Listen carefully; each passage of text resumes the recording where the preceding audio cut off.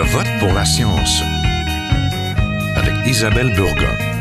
Bonjour à vous, j'espère que vous portez bien. Aujourd'hui, nous allons passer en cuisine pour parler d'alimentation et de climat.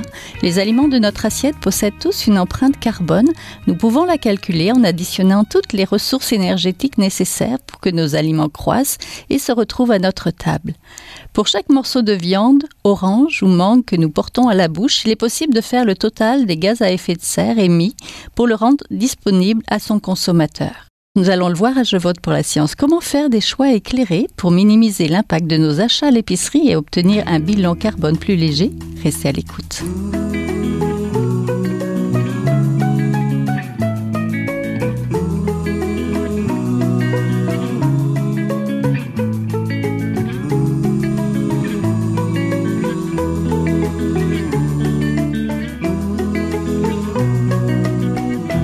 Pour parler d'alimentation, de climat, mais aussi de petits gestes quotidiens qui rendront léger le poids climatique de votre panier d'épicerie, je suis en compagnie de la professeure en immobilier durable au département de stratégie et responsabilité sociale et environnementale de l'École des sciences de la gestion de l'Université du Québec à Montréal, Cécile Bull. Bonjour.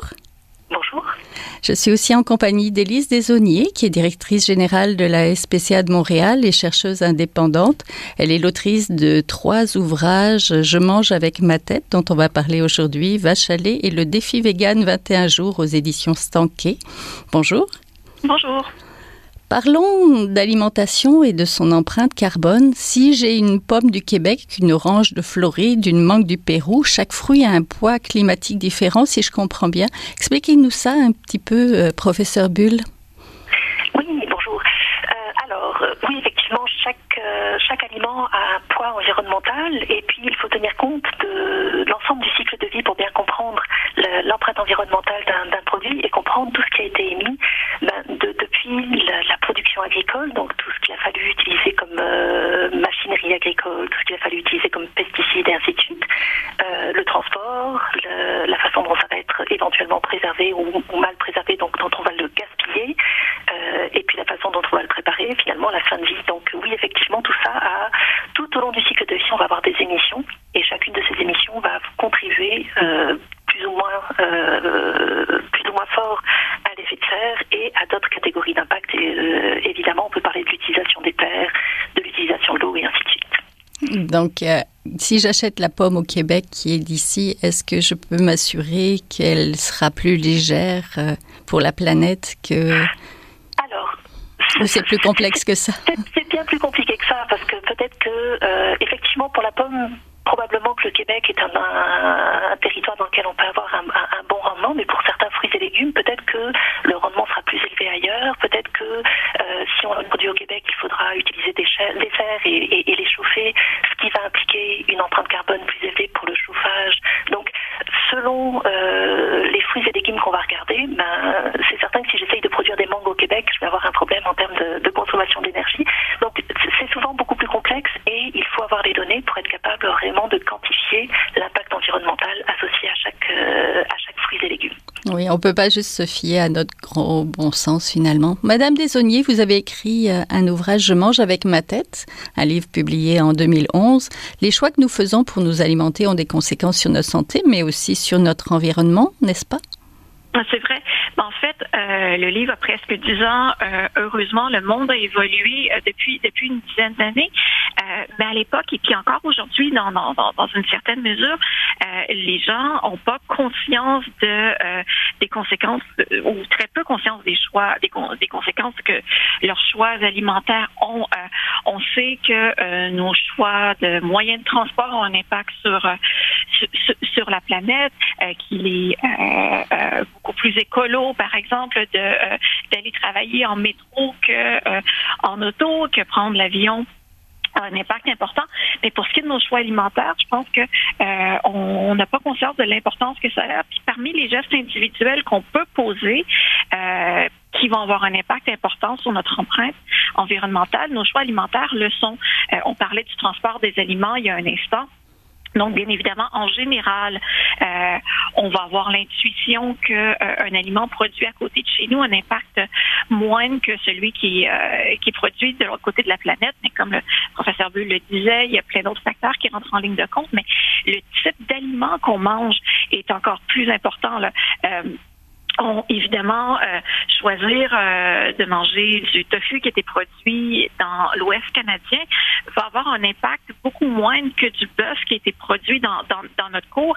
Et ça, c'est vraiment des choses qui sont assez difficiles à comprendre pour la plupart d'entre nous qui ont été habitués à manger ce qu'il y avait dans notre assiette et à être guidés par plein d'autres facteurs, là, dont l'appétit, le goût, les préférences, etc., que par des considérations éthiques dans nos choix alimentaires. Oui. Professeur Bull, vous êtes aussi la co-titulaire de la chaire internationale sur le cycle de vie, donc la principale unité de recherche du CIREG, le Centre international de référence sur le cycle de vie des produits, procédés et services. Est-ce que vous pouvez nous parler de l'assiette du Québécois? Est-ce qu'il y a moyen de savoir combien de tonnes équivalent en CO2 là, fait une assiette moyenne? Ça dépend, vous allez me dire, ça dépend ce que le Québécois mange? Exactement. En fait, oui, je peux répondre partiellement à cette question. Si on parle du Québécois moyen, donc on a fait déjà effectivement le portrait robot, on peut dire, du Québécois moyen en regardant les données statistiques par rapport à la façon dont on se nourrit au Québec. Mais c'est certain que ce sont des données qui cachent une énorme variabilité. Et puis, comme on le sait tout à l'heure, selon ce que l'on mange, selon les quantités que l'on mange, selon les choix alimentaires que l'on fait, ça va changer énormément. Mais si on prend la moyenne au Québec, oui, on a calculé une empreinte carbone moyenne de notre alimentation de environ 2,5 tonnes de CO2 annuellement. Par personne? Par personne. Mais par exemple, si on regarde le régime moyen d'une femme de 19 à 30 ans, on parle plus de 2,3 tonnes. Et pour un homme de 51 à 70 ans qui a tendance à manger plus et à manger surtout plus de viande et de poisson, on se retrouve à des chiffres de l'ordre de 2,7 tonnes de CO2 équivalent par an. Donc oui, il y a une variabilité et puis probablement qu'il pourrait y avoir une variabilité encore beaucoup plus grande si on tenait compte des choix alimentaires de chacun. Mais ça, c'est quelque chose que l'on n'a pas encore fait. Oui, c'est intéressant, mais est-ce qu'on peut le mettre peut-être en perspective avec un Européen ou un Américain qui mangerait une assiette moyenne aussi? Comment on se place par rapport aux autres? C'est une excellente question, mais je n'ai pas les chiffres sous la main pour pouvoir vous répondre. On va fouiller alors. Madame Desaulniers, donc vous vous intéressez donc à l'alimentation. Parlez-nous peut-être de la viande. On a vu les comparaisons entre la viande et le tofu. Oui. Avec le lundi sans viande, là, c'est quelque chose d'assez récent. La quantité de bœuf consommée a drastiquement baissé au Canada. Elle a passé de 29 kilos en 80 pour près de 17 kilos en 2017, selon Statistique Canada. On en consommerait donc moins, mais on consomme plus de poulet ou d'autres choses. Est-ce que c'est mieux? Si c'est mieux ou pas, c'est difficile à dire. Ça dépend de quel point de vue on pour la planète. Oui. Évidemment, 17 kilos de viande de bœuf par personne, ça reste quand même beaucoup. Et le bœuf est une des viandes qui a un impact environnemental les plus importants avec l'agneau. Le poulet, c'est moins pire parce que il y a moins d'énergie qui rentre dans la production d'un kilo de poulet que d'un kilo de bœuf, et on pourra sans doute en parler plus tard. Mais n'empêche que, même si c'est un peu mieux pour la planète, je peux pas m'empêcher de soulever le problème que ça peut poser en éthique animale. On a quand même des animaux qui sont élevés dans des conditions, j'aurais tendance à dire inimaginables, qui sont tués dans des conditions tout aussi horribles pour nous nourrir. Et on a besoin, pour nourrir la population, de beaucoup plus d'individus poulets que d'individus bœufs. Fait que ça pose quand même un autre problème d'un point de vue d'éthique animale, même si, évidemment, remplacer la viande rouge par de la viande blanche, d'un simple point de vue d'émission de CO2, c'est mieux, mais la production de poulet n'est pas non plus sans conséquence sur l'environnement. Là. Oui, tout à fait. Professeur Bull? Alors, effectivement, c'est certain qu'il y a plusieurs perspectives à prendre, et puis moi je parle seulement en termes de quantification des gaz à effet de serre. Effectivement, il y a une grande réduction d'impact à passer de la viande rouge à la viande blanche. Mais c'est certain que ce sont des enjeux qui sont très très multicritères et multi-enjeux. Donc là, je parle simplement en termes de réduction de gaz à effet de serre. Mais oui, effectivement, en termes de réduction de gaz à effet de serre, le fait de se passer de viande rouge, c'est peut-être moins drastique pour certaines personnes que de devenir végétarien, et ça permet en termes de gaz à effet de serre de réduire énormément l'impact. Oui, quand on compare du tofu, par exemple, et de la viande hachée de bœuf, qu'est-ce que ça nous dit pour la planète? Est-ce que, si on y pense un petit peu, on penserait que le tofu est, je veux dire, plus léger pour notre empreinte climatique, mais... Ben, c'est le cas, et j'ai pas les chiffres devant moi. C'est professeur Bull a 102 tout près. Mais je pense que ce qu'on doit en garder en tête pour comprendre sans tomber dans les analyses complexes et devoir valider ces chiffres dans les études publiées à chaque fois qu'on ouvre la bouche, c'est de voir que pour produire 1 kilo de viande, il faut d'abord faire pousser des végétaux avec lesquels on va nourrir un animal qui va ensuite être abattu, transporté, abattu, la viande va être transformée, amenée jusqu'à nous. Alors que si on mange directement les végétaux, que ça soit des légumineuses transformées comme le tofu ou autre, bien évidemment, on a besoin de beaucoup moins de protéines entrantes pour fournir une protéine qu'on va consommer. Donc ça, c'est peut-être la règle de base qu'on doit garder en tête. Le tofu par rapport à la viande rouge, c'est des proportions, si je me rappelle bien, de 10:1 là. Et je sais pas si quelqu'un ici a les chiffres devant lui, mais c'est presque incomparable en termes d'émissions de gaz à effet de serre. Même si le soya qu'on consomme est produit à l'autre bout du Canada ou ailleurs dans le monde, mais bien qu'on en produit au Québec. Oui. Mais, Professeur Bull. Oui, effectivement, quand on regarde les enjeux de déforestation au Brésil, on relie ça énormément au fait de faire augmenter la production de maïs et de soja, mais les deux principaux moteurs de cette augmentation, c'est pour pouvoir nourrir les animaux, parce qu'il y a une augmentation de la consommation de viande, et pour pouvoir produire des agrocarburants. Donc c'est vraiment la consommation de viande est identifiée comme la principale cause de l'augmentation de la déforestation et de la surface agricole dans ces régions-là. Donc on voit ici la question du cycle de vie et de la nourriture des animaux, c'est-à-dire que l'impact sur l'effet de serre du bœuf est dû non seulement à la manière dont le bœuf, qui est un ruminant digère, qui émet du méthane, est dû à la gestion des lisiers, mais est dû aussi énormément à la production de la nourriture pour le bétail. Donc effectivement, si on prend un raccourci en mangeant directement des protéines végétales, on a moins de superficie, moins d'irrigation, moins d'utilisation des terres et moins d'effets de serre de manière assez évidente.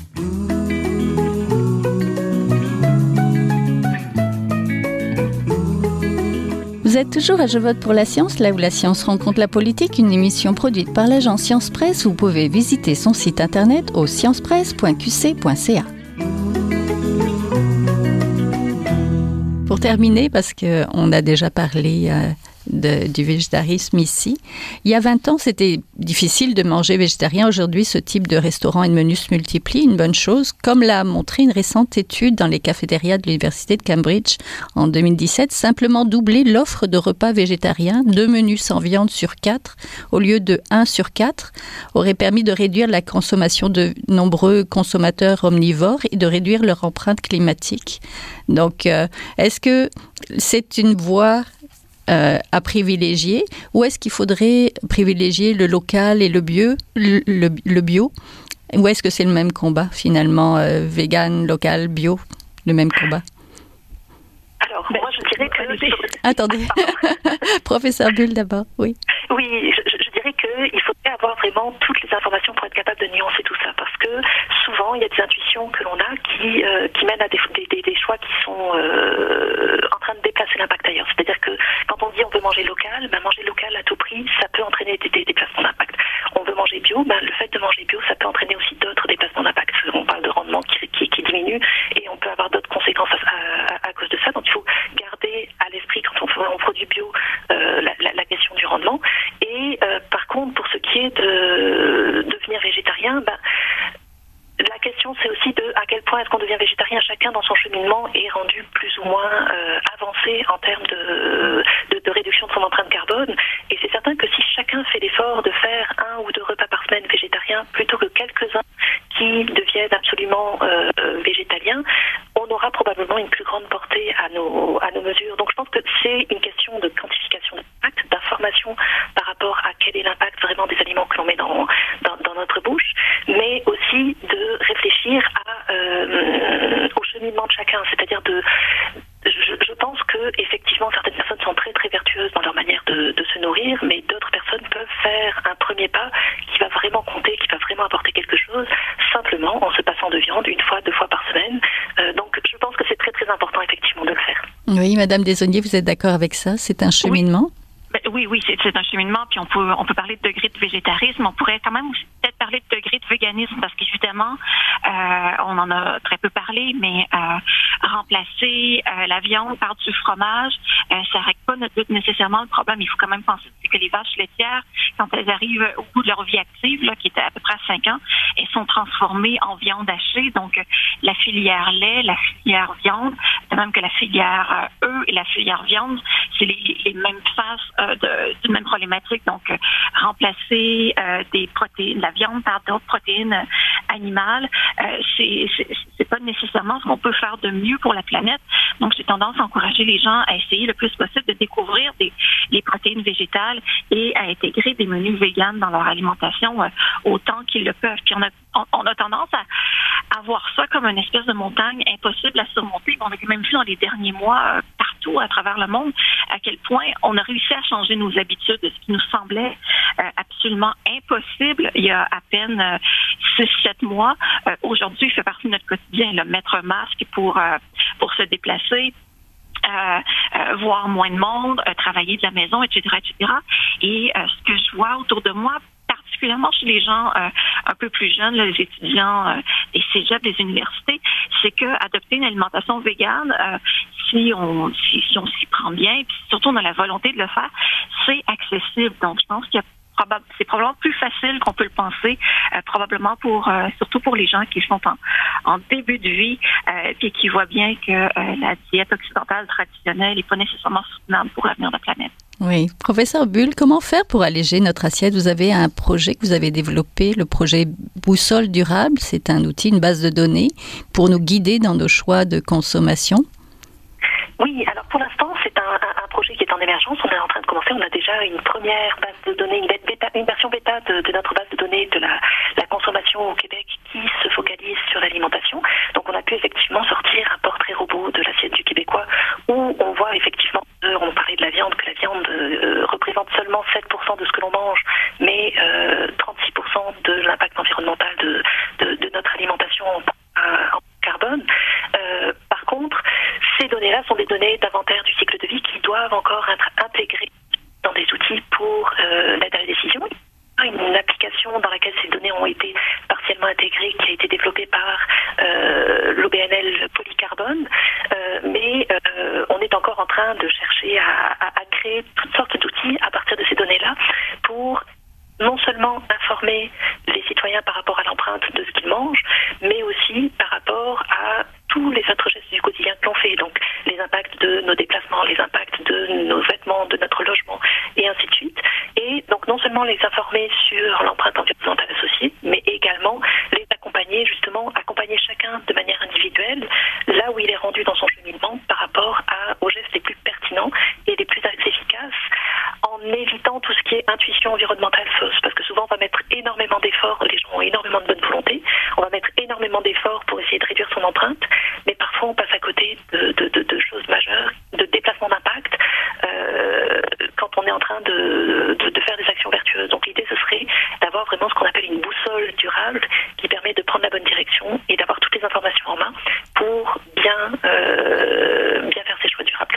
Oui, parce qu'il y a évidemment des actions à faire au niveau de l'agriculteur aussi, au niveau du réseau de la distribution, pas juste les consommateurs, parce que les consommateurs, c'est 21% de gaspillage qui est dans leur cours, contre 43% si je me fie à mes chiffres pour la transformation et le conditionnement. Alors, là sous les yeux, j'ai juste les chiffres pour l'impact du gaspillage alimentaire chez consommateurs, chez des individus, on parle déjà de 16% de gaspillage, 8% alimentaire. Donc en termes d'impact dans notre assiette, ça représente la fraction de l'impact dû juste à ce qui a été jeté, non pas parce que ça a un impact en fin de vie, mais parce qu'il a fallu fabriquer quelque chose qui finalement ne servira à rien. Donc la production des aliments que l'on va jeter a énormément d'impact. Et après, ensuite, on a encore la gestion de ces déchets-là qui va avoir un impact additionnel, mais qui est relativement minime par rapport à tout l'impact amont associé à la production de ces aliments. Oui, il y a les deux sont importants. Les deux sont importants, exactement. Le gaspillage et les déchets, il y a toutes sortes d'initiatives actuellement pour lutter contre ça. Les épiceries en vrac, ou des groupes Facebook, comme la page qui a été initiée par 1.5 avec le défi récent Fini le gaspille, qui a rassemblé pendant un mois quand même 1000 personnes. Il faut conscientiser, mais aussi donner des trucs, n'est-ce pas, Madame Desaulniers? Oui, en fait, je pense qu'on est dans une bonne période pour changer nos habitudes.